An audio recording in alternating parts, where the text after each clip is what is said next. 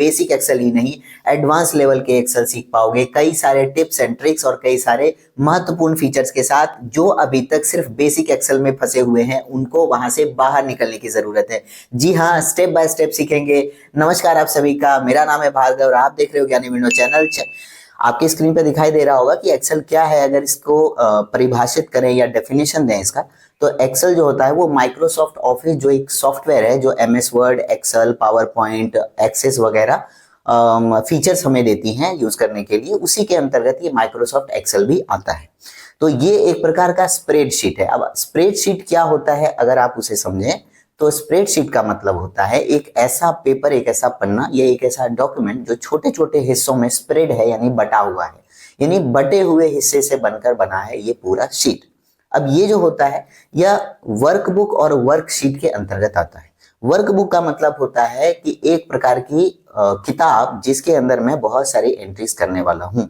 Workbook के अंदर जैसे किताब में अलग अलग पन्ने होते हैं, उसी प्रकार से वर्कबुक के अंदर भी अलग अलग वर्कशीट होती है जिसे हम स्प्रेडशीट के नाम से जानते हैं। तो किसी भी वर्क, अगर एक्सेल पे आप किसी एक वर्कबुक पर वर्क कर रहे हो तो उसमें बहुत सारे पन्ने ऐड करके, बहुत सारे स्प्रेडशीट ऐड करके भी आप काम कर सकते हो। यह ग्रिड सिस्टम पे काम करता है। ग्रिड सिस्टम क्या होता है कि कुछ धुंधली लाइंस होती हैं जो बॉक्सेस में बनी होती हैं, जो कि पंक्तियों और स्तंभ में, यानी कि रो और कॉलम के द्वारा हमको दिखाई देती है पेपर पे। कुछ इस तरह से मैं आपको अपने स्क्रीन पे दिखाऊंगा, और साथ ही साथ उन रो और कॉलम से मिलकर जो एक छोटी इकाई बनती है जिसे हम सेल कहते हैं, और सेल के अंदर हम लोग एंट्रीज करते हैं। वो किस तरह का दिखाई देता है चलिए जानते हैं। हर छोटी इकाई सेल कहलाती है, जैसा कि आपने परिभाषा में देखा।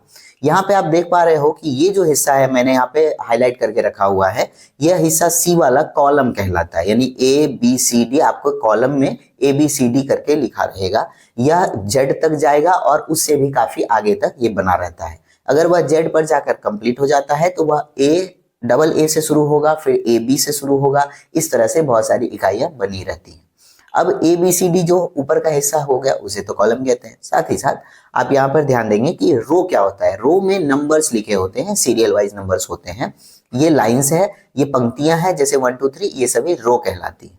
अब जो छोटी इकाई की बात मैं अभी कर रहा था वह यह है कि यदि रो और कॉलम किसी एक स्थान पर मिल रहा हो, जैसे कि ये ऊपर से नीचे की तरफ यहाँ पर आ रहे हैं और ठीक इसके सामने रो यह वाली आ रही है, तो ये जो कॉर्नर, ये जो कोना बनता है जिसे हम सेल के नाम से जानते हैं। तो जो एंट्रीज होती है वह सेल के अंतर्गत ही होती है। सेल की साइज पहले से ही बाय डिफॉल्ट ऑटोमेटिक फिक्स रहती है, लेकिन आप चाहे तो अपने आवश्यकता अनुसार सेल की साइज को बड़ा या छोटा कर सकते हैं। यहाँ पे मैंने इसकी परिभाषा भी लिख रखी है कि जिस स्थान पर रो जो ऊपर से रो जो है पंक्ति आ रही हो और स्तंभ जो कॉलम आ रहा हो, मिलकर एक कोना क्रिएट होता है, एक कोना बनता है। जैसे कि आप यहाँ पे ये कोना देख रहे हो, यह सेल कहलाती है। और यह जो होता है इसका एक नाम होता है। जैसे सेल, मैंने इस सेल पर क्लिक कर के रखा है तो इस सेल का खुद का एक नाम होगा। ये कैसे पता चलता है, तो यहाँ पे मैंने लिखा है कि हर सेल का नाम और कॉलम रो के नंबर से मिलकर बना होता है। ये जैसे कॉलम सी है और यहाँ रो 6 है तो इस सेल का नाम C6 कहलाएगा। उसी प्रकार अगर मैं बी कॉलम में आऊं और 2 के सामने आऊं तो उस सेल का नाम B2 कहलाएगा। ये मैं आगे भी डिस्कस करूंगा जब एक्सेल की एक्चुअल शीट में ओपन करके दिखाऊंगा, तो मैं उसमें दिखाऊंगा कि हर सेल का नाम आपको कैसे ऑटोमेटिक पता चल सकता है, या फिर आप खुद से भी उसकी जानकारी ले सकते हो।